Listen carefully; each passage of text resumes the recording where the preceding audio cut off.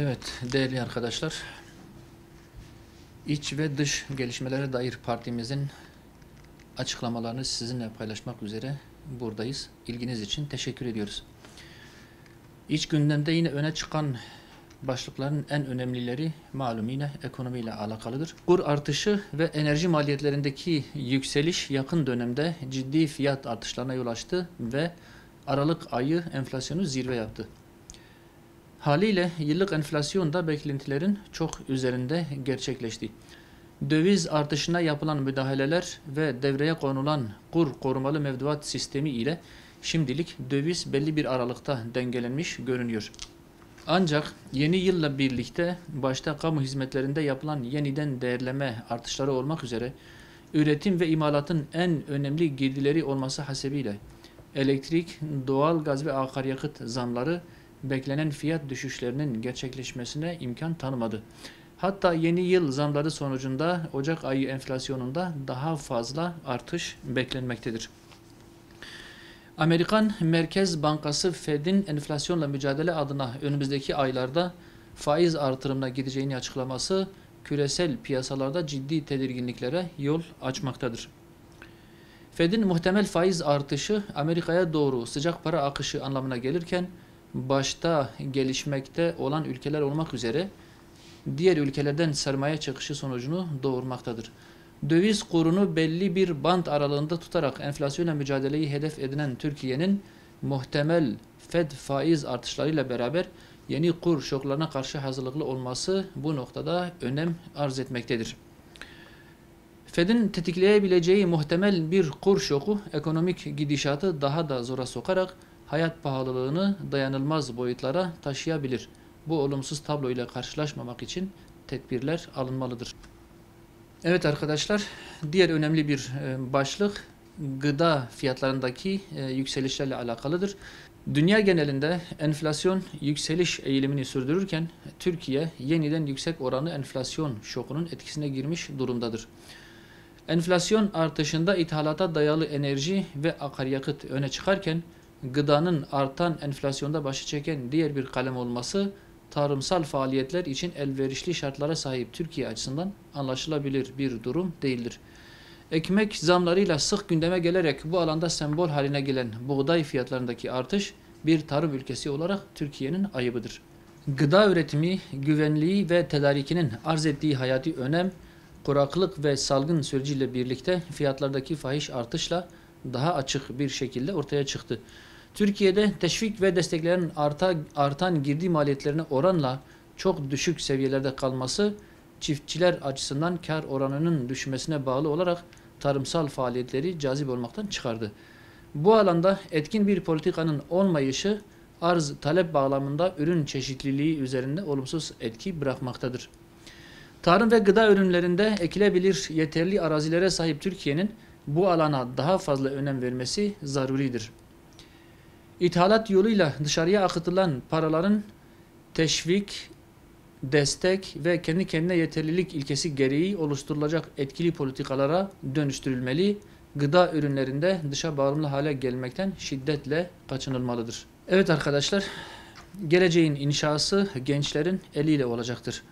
Maddi ve manevi anlamda ihtiyaçları karşılanmış erdemli bir gençlik kendisiyle beraber toplumu da kalkındırır. Bu denli önemli olan gençliğin son dönemlerde gelecek kaygısı, ateizm veya deizm ile anılması büyük bir talihsizliktir. Bu sorun siyasetin ve toplumun en önemli gündem konusu olmalı, kapıdaki tehlikenin farkına varılmalı ve gerekli tedbirler derhal alınmalıdır. Büyük kültürleri ve medeniyetleri oluşturan kök dindir. İnançsızlık toplumlar ile medeniyetlerin önündeki en büyük tehlikedir. Dinin toplumdaki yanlış temsili, popüler kültür, hakim paradigma ve laik eğitim sistemi gibi birçok etkenin körüklediği bu sorun, gençliğin değerlerine yabancılaşmasına sebep olmanın yanı sıra adalet temeli bir düzenin oluşmasını da engellemektedir. Türkiye geri dönülmez bir noktaya gelmeden evvel bu soruna gereken önemi vermeli ve bu minvalde politikalar geliştirerek riski bertaraf etmelidir. Gençliği hakimiyeti altına alan popüler kültüre önemsiz bir ergen akımı gibi yaklaşmayı bırakmalı ve bunu destekleyen politikalarına son vermelidir. Özellikle Batı menşeli laik ideolojiyi dayatan eğitim sistemini kökünden değiştirmelidir. Öte taraftan hükümet problemin ciddiyetini kavramalı, gençleri ne pahasına olursa olsun ekonomik kaygılardan ve manevi buhrandan kurtarmalıdır. Ayrıca gençleri özne yabancılaştıran ve kültürüne düşman haline getirmeye çalışan yazılı, basılı ve görsel yayınlar ile iletişim platformları kontrol altına alınmalıdır. Bu hafta yine Suriyeli mülteci kardeşlerimiz gündemde olmaya devam etti. Suriye'de devam eden iç savaşın en yakıcı sonuçlarından birisi hiç kuşkusuz mülteciler meselesidir. Göçten en çok etkilenen ülkelerin başında ise Türkiye gelmektedir.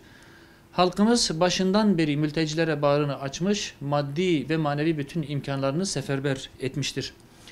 Bu seferberlik Müslüman halkımızın inancının ve sahip olduğu medeniyet mefkuresinin bir gereğidir. Ancak sürecin uzaması zamanla bir takım sorunların baş göstermesine neden olmuştur. Menfur bazı olayların yaşanmasında birinci etken, kimi çevrelerin sıklıkla kullandığı ırkçı ve ötekileştirici söylemlerdir. Bu nicelikte mülteci barındırmanın sosyal ve iktisadi bazı sonuçları da olacaktır elbette. Süreç uzadıkça kışkırtmalar veya istikrarsızlık oluşturma girişimleri de artacaktır. Bunların önüne geçebilmek için herkesin daha duyarlı, daha insani ve daha sorumlu davranması gerekmektedir. Mültecileri ötekileştirip düşmanlaştırarak müspet bir sonuca ulaşılamayacağı açıktır. Suriye'nin bu hale gelmesinde bölge ülkelerinin yanlış politikalarının etkisi büyüktür. Yapılması gereken, bölge ülkelerinin olabilecek en hızlı şekilde Suriye'yi istikrara kavuşturmak ve mültecilerin ülkelerine dönüş şartlarını oluşturabilmektedir. Bu kapsamda öncelikle dışarıdan yapılan müdahaleler durdurulmalı, Türkiye ve İran daha fazla zaman kaybetmeden Suriye halkının çıkarlarını koruyacak bir siyasi çözüm için daha fazla çaba sarf etmelidir. Bir kez daha anlaşılmıştır ki Suriye'de istikrar sağlanmadan komşu ülkelerde de sağlanması mümkün değildir.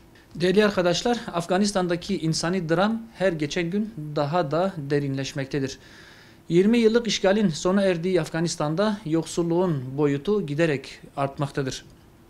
Nüfusun yarısının gıda temininde zorluk yaşadığı ülkede halkın %97'si yoksullaşmıştır. Ülkedeki 20 yıllık fiili işgali sona eren Batı'nın şimdi de ekonomik ambargo ile Afgan halkını terbiye etmeye çalıştığı görülmektedir. Ülkeye yönelik insani yardımların durdurulmasının yanı sıra ülkenin rezervleri dondurularak Afgan halkı açlığa mahkum edilmektedir.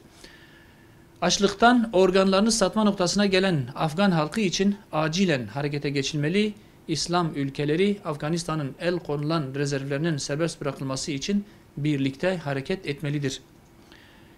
Açlığa mahkum edilen Afgan halkı için seferberlik kampanyası başlatılmalı, başta gıda ve sağlık malzemeleri olmak üzere temel ihtiyaçlar ivedilikle karşılanmalıdır. İslam ümmetinin değerleriyle çatışmaya devam eden Suudi Arabistan bir skandala daha imza atmaya hazırlanıyor. 2020 yılında Suudi Arabistan'a hac vazifesini yerine getirmek için giden Uygur din adamı Hamdullah Abdülveli sınır dışı edilmemek için mücadele etmiş ancak yakalanarak cezaevine konulmuştu.